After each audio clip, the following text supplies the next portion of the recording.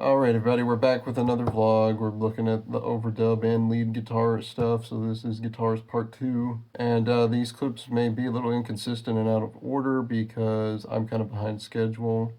And, well, stuff's kind of gotten moved around a lot with the recording, the order I'm doing things in, so this may not have the best continuity, but hopefully you're going to still learn something from this. So let's get on to whatever comes next, probably some playing, and then we'll talk about like things in the DAW. So have fun with whatever clip you get. It's like playing a roulette.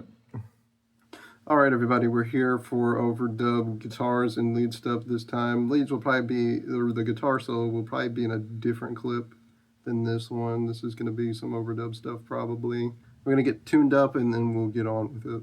Might have been the longest time spent tuning ever. I don't even have Reaper open or the track set up that I need. Oops. Okay, as I mentioned, we're going to be going DI. Let me unmute. This is really just going to be more of a monitoring tone, just so I have an idea of how it's going to sound.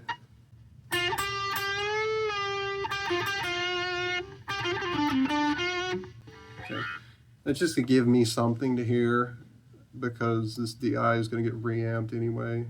So I want the Mesa Boogie on for monitoring so I know what I'm doing. I have not given a ton of thought to what overdubs I'm doing. I know in the chorus there's a couple I want to do. What was it that I came up with?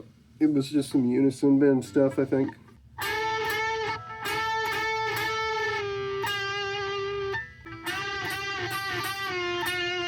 That sounds almost like a lullaby.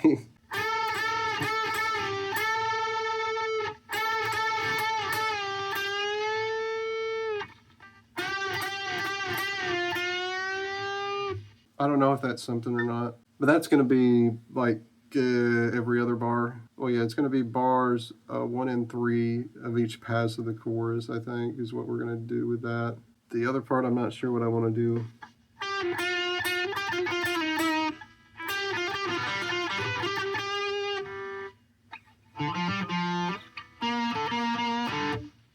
And that would be the octave. I've thought about just doing the same thing that that 4th bar of each pass in the chorus is doing. But I don't know if that's the angle I want to go with that or not.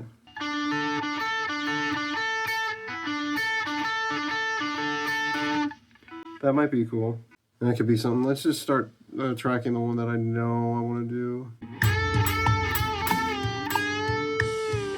Oh, I already missed it. I did that on the wrong bar. I did it again. Maybe it'll just be some unison bends because that's faster.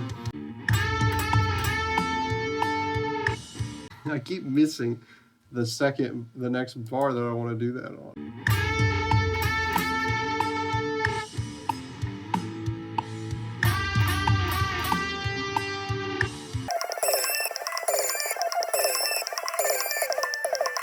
Okay, I do want something on the ending there too, maybe. But that's the main overdub that we want. So now verse stuff, that's where we get weird. See, my thing about that is I do want fills to happen in the verse because that's just a natural place to do that with an overdub. But on one of these, I need something that kind of goes along with the vocals or something, which obviously the vocals aren't done yet, and I'm not even 100% where I want to go with the vocal melody, although I think I've figured out mostly what I'm doing with it anyway, so that's not that big of a deal.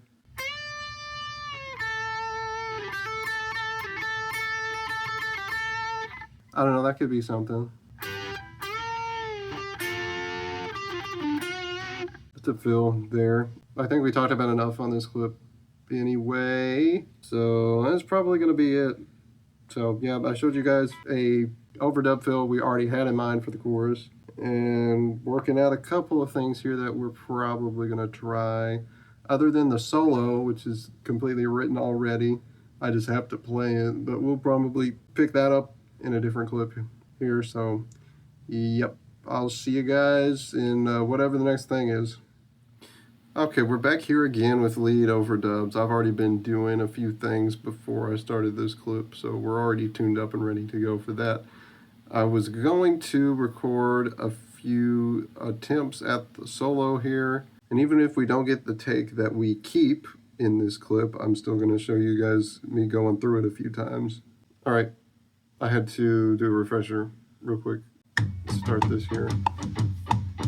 4 bars ahead of time, of course.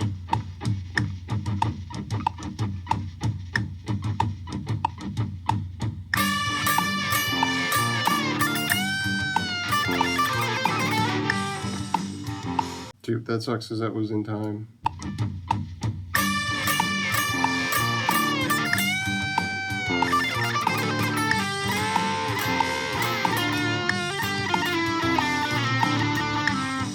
This is always the worst part for me with the solos, is I always make a bunch of dumb mistakes and forget what the parts are when I already know what they are because I've practiced this solo already. I just did it a few minutes ago when I wasn't tracking it.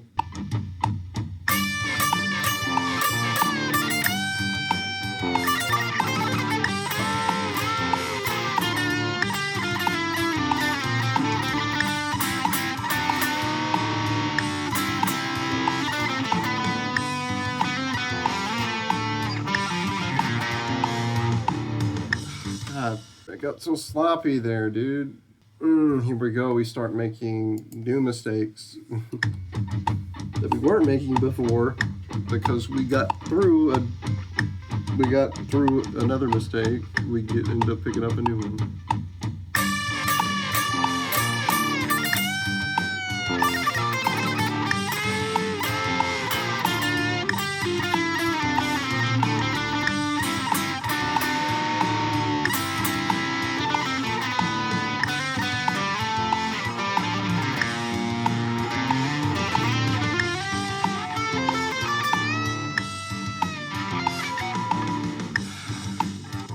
This is why I started on things before, why I've done solos in pieces, or tracked them in pieces, just because that keeps me from getting too anxious and forgetting where I am and making a stupid mistake. That's what's dumb about this, is like, here, I'm not tracking right now, so I can probably play the solo just fine right now if I wanted to. The 2 hardest parts of this thing are when you do the rundown here.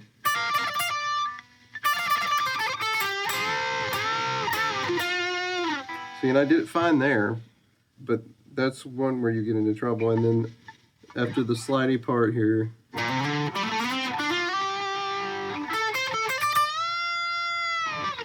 see, it's going from here to this lick, because you got to get the middle finger in there. Otherwise, it's a lot harder to do. If you just saw the short, you know what this solo is supposed to look like.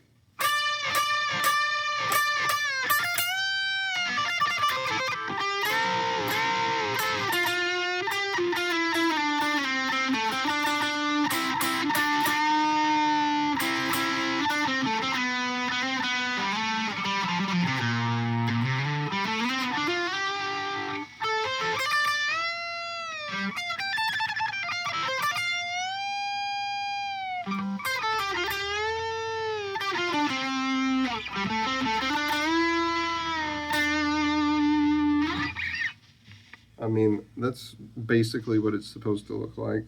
And I can't get a whole take tracking it that sounds like that. End my suffering.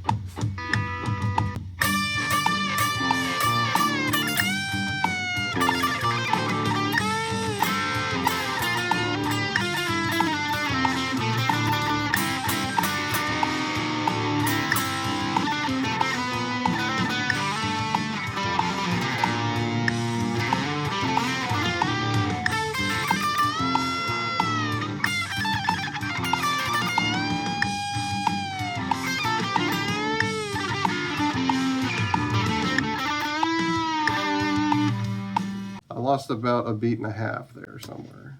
So the slidey part basically didn't last for long enough. So yeah, that's what happened. I was early on the sliding part because this unison bend didn't last for long enough. So it was early on the sliding part, which means the double stops came in on one, which they are not supposed to. And then they, even though they came in early, they lasted for too long. I mean, but that's how this stuff goes, I guess, sometimes. Stinks because I know I can play this correctly when I'm not trying to track it.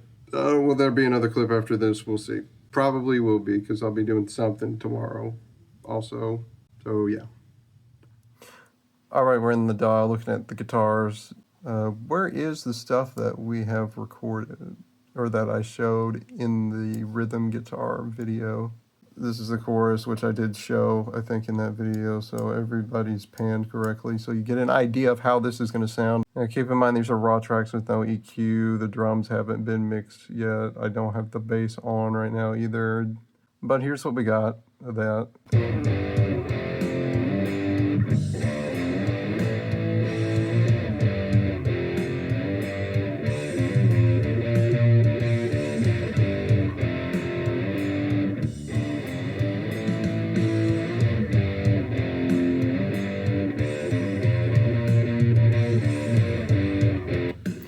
Okay, that's probably enough of that. Oh yeah, we did do this section, but this really is just this.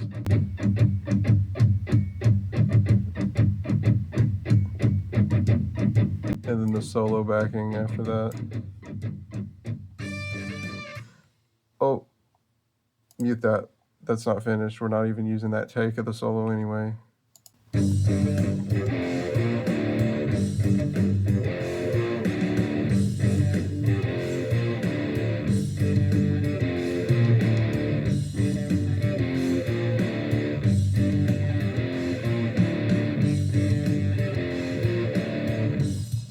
Okay, so there's how that sounds. And yes, you will notice there are some heavy edits to the guitar tracks, and that's because I'm a silly perfectionist that wants things to sit as well as they can with the drums, even if I don't need to do that anyway. So because of muscular dystrophy, as you might expect, my guitar tracks can be pretty inconsistent. Like my takes are not going to be one-to-one the same. I can't play it exactly perfectly. So my philosophy is get it as close as I can possibly get it, and then if edits need to be made just to, you know, get things a little bit better time aligned, then I'll do that, because I would rather the vision of the song come together than hold myself back with trying to get a perfect take that I don't know if it's gonna even happen, because my body is so much of a limiting factor.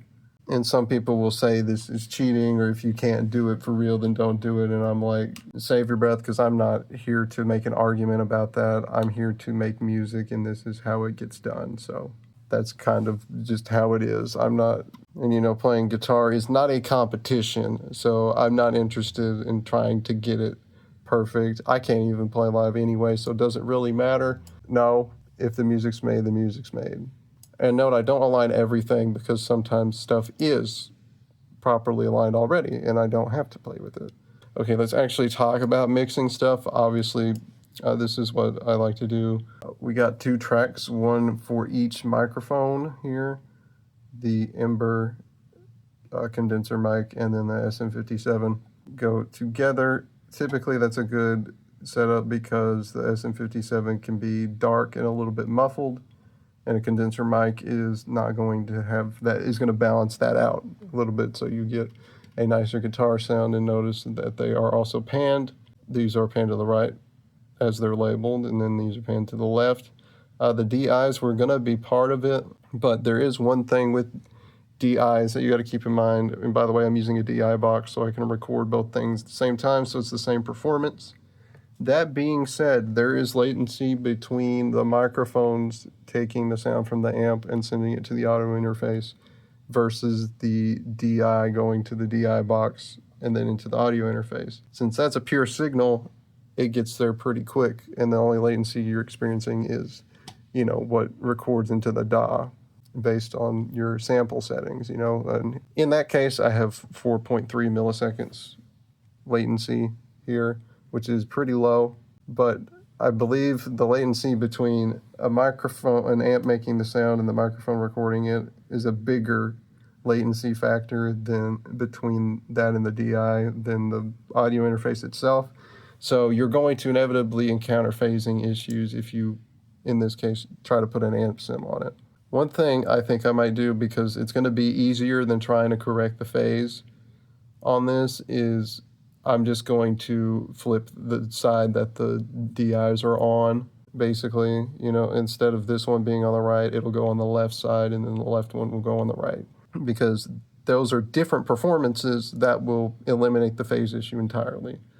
And that might be better because then you have content from both guitars on either side. So that probably works out better anyway for the sound. Other than that, there's not a lot to talk about with the guitars. We got the overdub stuff here, you know, that I did, which has an amp sim on it, but just for monitoring. So I have an idea of how it's going to sound when it gets reamped. And these are just like random licks. Let me solo them.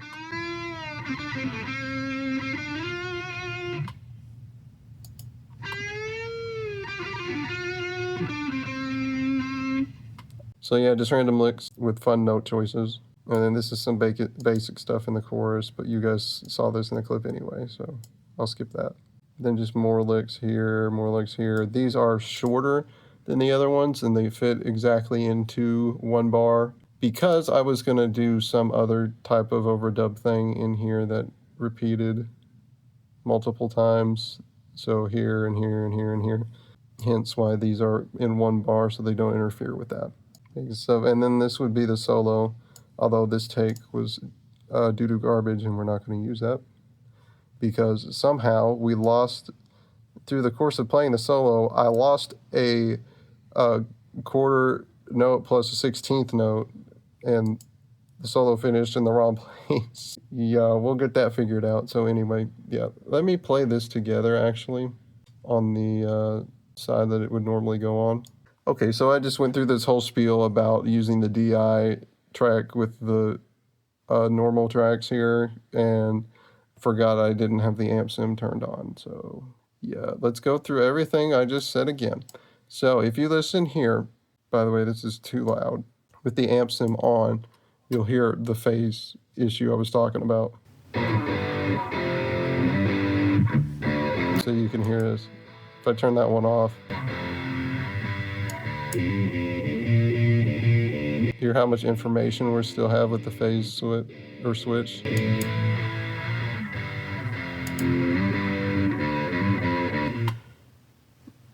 So that's terrible. But if we instead do this, we flip it to the left side, or actually, no, put it on the right, I mean. Okay, so we're gonna put the one that was from the other performance and move it to the same as these guys. So now when we do that, we get a better sound.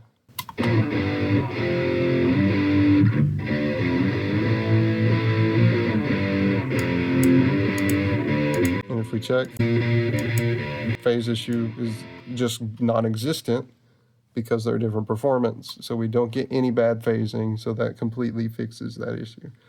Now, if we do them all together, then you understand why this works.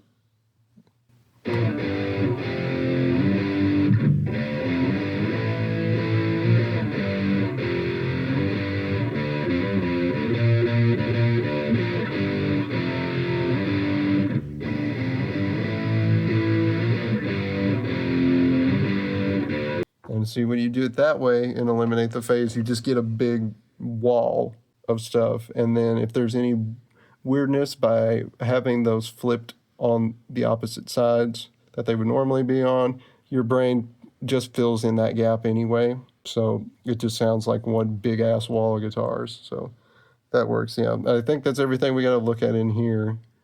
So hopefully I'll have a clip of reamping, although with how things have been lately and the schedule, and this is on Tuesday that I'm filming this clip, that may not happen in time, but I hope it does, so we'll see. All right, and I'll see you guys in whatever clip is next. Yeah. Hello everybody, I'm back with the clip. We are going to reamp something after all, not the solo, because I was not able to get that quite finished yet. But we do have some overdub stuff that is going to get reamped, so I at least do have something today to show you guys. I've got the whole chain set up, finally. let me turn this around and show you guys what we're dealing with. Okie dokie. So here we are. We've got, this is actually last in the chain, but we've got the reamp. It's coming out of here, going into the pedal chain. Over here, we've got the rev on to give us plenty of gain and stuff for what we're doing here. Through here, and then the last guy in the chain is the wah pedal, and this is how I got to do wah these days. I can't really use it and play at the same time anymore. That's too physically difficult, unfortunately. And the fact that I've never technically been able to operate it properly anyway, because I don't have enough strength in the right muscles to help you push it up and down. So historically, I would just use only my toe, just right there on top of where it hinges to do it. But reamping it live like this is way easier to do than that to get the wah sound. So this is what we're doing. All right, let's get you guys in a position where you can see what's going on here. All right, I don't quite have the amp level set yet, so we're probably going to have to test that a couple of times. Ay, ay, ay, it's going to be real loud. How loud is it? It's not loud enough. Spoiler.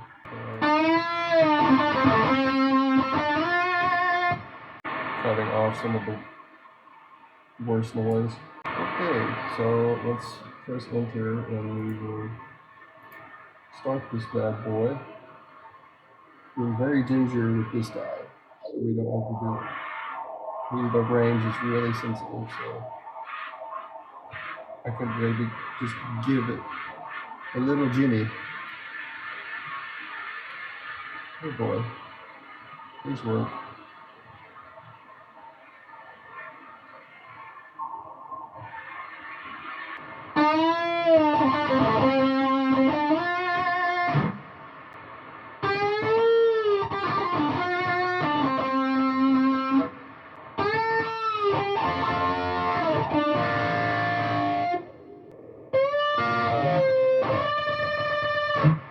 Okay, I want to check these.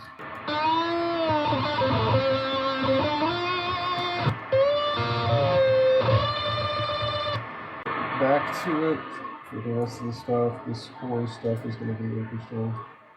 I thought this first one was just wrong.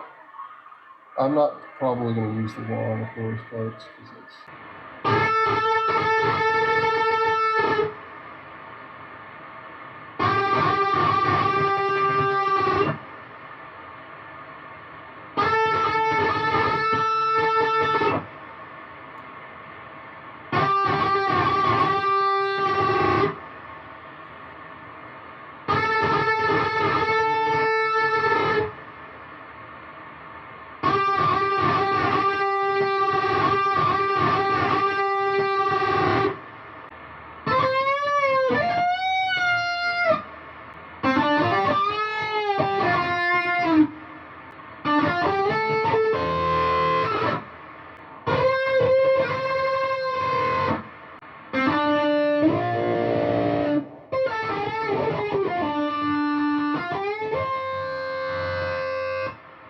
Actually, I think that's going to be it because you guys probably get the idea of this. I hope everything is not stupid loud here, but yeah, there's a clip of reamp in there for you guys. See the whole process here. This is the last guitar thing we got to do. Hopefully I can get the solo done in the next couple of days. I would like to have it done tomorrow.